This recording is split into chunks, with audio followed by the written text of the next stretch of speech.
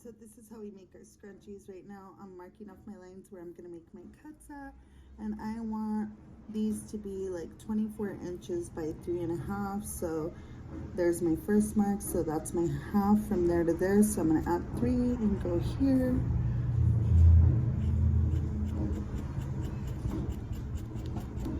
Mark it with my white pencil, and then that should give me the other half, and that is perfect for me to get 3 scrunchies out of this one piece. And I have 2 pieces like that, so that's going to give me 6 scrunchies.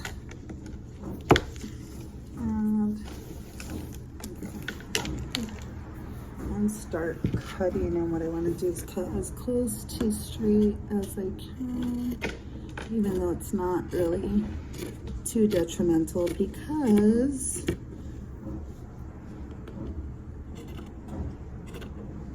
alright, so you guys missed out on a little bit because I got a phone call, but after I cut and measured all my pieces, now they're all different sizes because this is excess material from crop tops that I've made.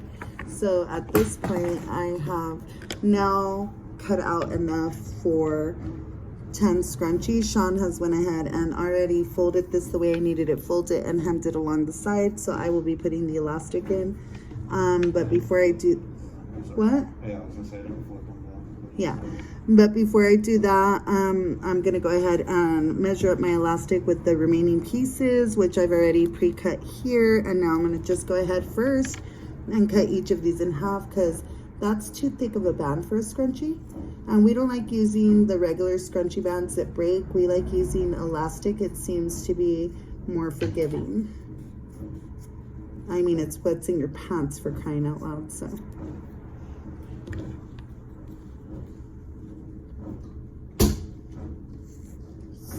I'm cutting, just doesn't have to be perfect. Remember, these are for scrunchies. Nobody's gonna see these. They're gonna be encased, so we don't need to worry if they're straight, perfect. This is a little wonky, so I'll cut that off. So just cut down. I mean, the main part is when Sean sews it, those lines have to be straight, but what you put on the inside is not gonna show. You're gonna see what I'm talking about here in a minute. I try to do it as straight as possible, but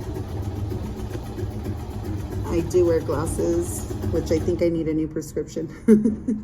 But yeah, so just cut as close to the middle as you can. That way you get 2 for the price of 1. And I get these elastics that are about 1 inch thick, because I also want to use these for biker shorts, skirts, pants. So that's why I chose this band, because I can always make it smaller, but I can't make it bigger, so I need it big enough to be a waistband. So there you go. And now what we do, so I'm gonna go ahead and, like in those cooking videos where you already see the one that's made, I'm gonna just go ahead and take this one and show you what the next step is. So I'm gonna match it with one of our longest pieces, which looks like it's gonna be this one. So this is our longest piece. And you see that, I don't know if you can see, but I'm gonna hold this up against here from the top. You're gonna see that your little elastic is gonna be about halfway, okay?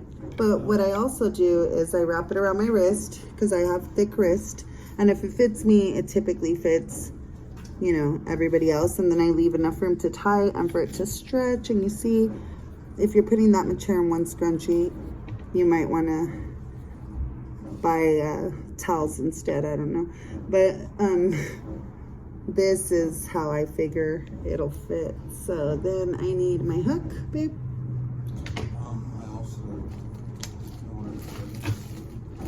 Oh, no, I want to try it. I like the hook.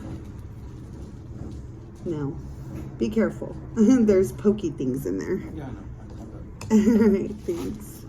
Okay, so I'm going to take this little tool here, which is a weeding tool, I believe, right? This came from our weeding stuff, and what I do is I just take the elastic, poke a hole through it. Like I said, this is all on the inside, so your customer's not going to see this. you're not gonna see this. And then before I get to that part, I legit have to take this, which has been sewn inside out, and I have to make sure to pull that fabric through here. And this is the most time consuming part, because you have to put it in, but since it's like a tight space, you have to then pull it out. And so I kind of just nudge it through with my finger. And some of the smaller scrunchies, this gets more difficult. You can accidentally tear things, and you know, depending on the size of your finger or whatever you're using to kind of shove it through there, it's going to make it more difficult if you have a smaller space. So hey, that was him being a pervert, by the way, trying to be subtle about it. I realized what I said after I said it, and then I realized who my audience was, which is him, and I was just waiting for you to catch it. he legit had to capitalize on my use of verbiage. So anyways, so I'm pulling it through. You see, it looks like it's halfway through, but there's still so much in there because this is one of the longer pieces. And this, like I said, you're with me now. We're doing it. This is actually how long it takes. I'm not speeding this video up. This is the time it takes us to make scrunchies. This is the actual process we do. It's not very organized as maybe some of you other makers have it, but this gets the job done for us. This is how we're comfortable doing it. You can set up your stuff however you like. We kind of just like to put everything in close proximity of us so that we can grab it as we need it. We don't really care about the mess till we're done. So here we go. I don't care how you do because I don't want to be you. Right. If we wanted to do it like you, we'd go work for you, but we work for us, so we do it our way. No, not like that, but we care about the end result. The process matters, but it's it has to be our process for us to be happy and enjoy and love what we're doing. So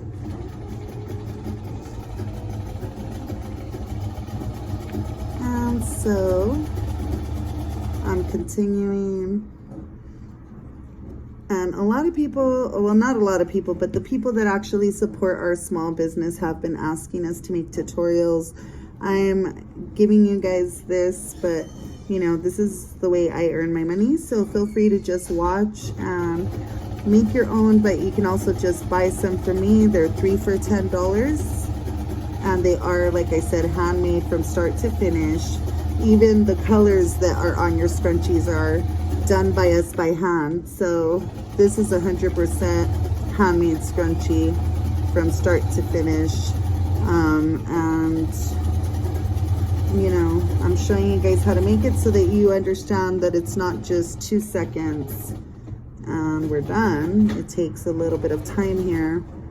Now, this is also including the time that you guys missed because I was on my phone call. So there's already been like a good 15 minutes involved in just making, you know, right now we're only making 10 scrunchies, and it might wind up taking long. And you're only seeing my aspect. I don't know why Sean's not recording himself, but he's in the background sewing. He's the one on the sewing machine. So you guys are only getting my part of what this entails, I guess. But I will have him do a video, and I'll attach it to this one, on how he sews the scrunchie parts together once I'm done doing my part of things. So, which he's trying to jump ahead of me, which I don't know why. He makes everything a competition. But yeah, so this is how we do it. And you see, look, while I've been talking to you guys, I've been literally just taking this one scrunchie bit out. It takes that long, especially if you're trying to be careful, not rip the lovely sewing job that my fiance just did. So In all fairness, baby, we've always in all fairness, there's no competition. Oh, sorry. Yeah, I know, with me. No, with me. You know that already. I had to teach you how to be as good as me. So. You want to get over here and sew this? What? You want to get over here and sew this? Want to get over here and what? Sew that? I can. Okay, so now that you see this, he's just talking trash because he doesn't want to feel bad on camera. But now that you see that I pulled this all the way through, you see how long that is? This is what turns into your scrunchie, guys. So now I'm going to take my little weeding tool, which now is becoming a multi-purpose tool, and I'm going to go ahead and fish this little piece of elastic through. And as I'm doing that, I'm going to try and be careful because I want to stay away from hooking the fabric.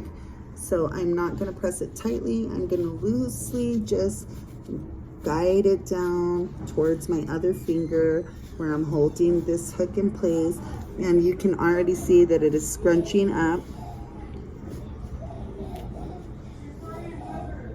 And now it is out on this side. You see that? And what I'm going to do is I'm going to go ahead and pull this out. But I'm going to fold it down so I can hold it in place as I push the rest of my scrunchie out. And again, you can hear a little tearing, so I'm going to double check that, make sure I didn't get any holes. And that is what we do next. Then I'm going to push that down, and I'm going to make sure that this, making scrunchies. And then I'm going to make sure that this is flat because I don't want it twisting on you guys in a wrong manner. I don't know about you, that's something that really bothers me when my scrunchie is all wonky on the inside and I can't actually like turn it the way I need to. So you see that's all in the center. It looks like a little dangly necklace here. I'm going to take these two pieces, tie them as tight as I can. So you see this. And then I'm going to pull it as tight as I can, and I'm going to go ahead and give it another one just to give you guys that extra longevity. And then I'm going to go ahead and cut off these excess pieces so that they don't bulk up when Sean's sewing them. And now it's tied, it's closed. As you can see, it fits really good on my wrist there, and I have big wrist as I told you guys. And then I'm going to go ahead and pull this through. Let's make sure it's the right way because like I said, I don't want this bunching up on you guys in a way that is uncomfortable. So when this scrunchie finds its forever home, I want it to be happy. So what you're going to do now is I like to move away the part that I tied because if not, it'll bunch up a lot on Sean when he's sewing it. So then what I do is I take the gathered pieces that were folded in, which I didn't get to show you guys that part, but I will on the next one. And I'm going to stuff it in here and try and line up the hem to where Sean had previously sewn it closed so that I could get that in there. Then I'm going to see if I like the scrunch on it. So I'm going to turn it around. And actually, I like this so much. This might be mine. So once I'm done with this, you see it's a little loose here. He's going to kind of gather it a little bit so that it has a nice seamless finish right here. And that is how we make our scrunchies.